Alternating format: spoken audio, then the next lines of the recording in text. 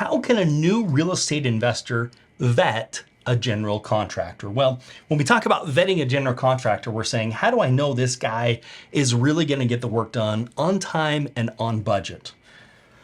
Most new investors just assume that every general contractor, because they're licensed, is going to do this. The fact of the matter is the majority of general contractors don't.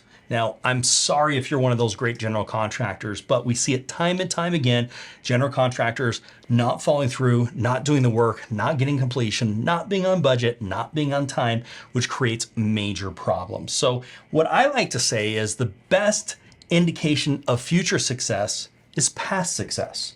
So when I'm looking for general contractors, I want to talk to references and I want to see the work that they've done. As a matter of fact, we were looking at using a general contractor. We said we want to see 2 properties that you've recently done, and we want to talk to those investors or talk to those owners and see what they had to say. Well, interestingly enough, we arrived at the property, we looked at the quality of workmanship, and right away I can tell you that is not the quality of workmanship that I want in my property, and I knew this is not the guy. So you've got to be careful not to get desperate because you want to find these contractors in advance. You want to have good relationships with them, but you want to be able to go and look at the projects that they're actually doing.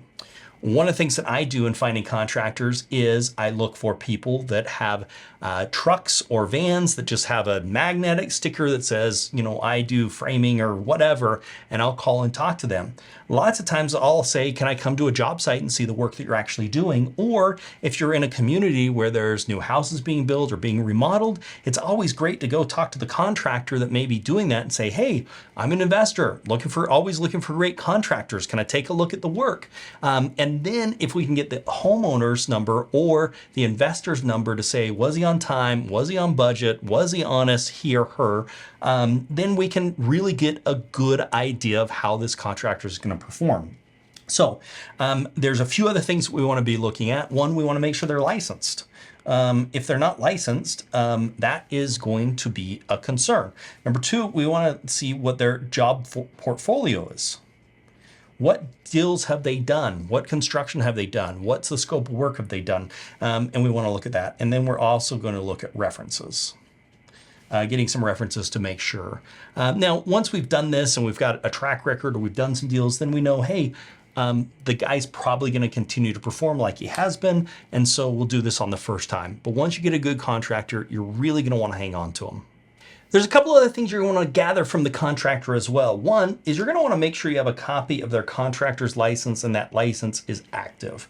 You're going to want to make sure that they have insurance, both general liability and workers' comp insurance. The general liability should be about $1 million. That's in case somebody slips, falls, dies, one of their workers, that there's coverage on that. And then that's the workers' compensation is for their workers. And then this would be general liability for if they do something wrong. So we want to make sure we have coverage on both of those. The other thing I'd like to get is a copy of their driver's license because I want to make sure that they're legit and that they have an operating business. And so contractor's license and those things I want to gather. Now, once we do that, I'm going to want to talk to the contractor and say, I'm looking for somebody to be on time and on budget.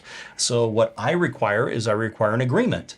And in that agreement, we put the full scope of work together, what the prices are by line items, and then we also put a completion timeline together on that agreement. And we agree for when that work is actually going to be done. Because contractors are notorious for taking too many jobs and just doing a little bit every single day and taking months to get something done that should have only taken a week.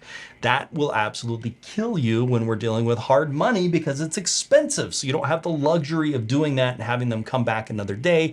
We really need to make it happen fast. And having a contractor that understands this and having a great contractor is a major key to your success.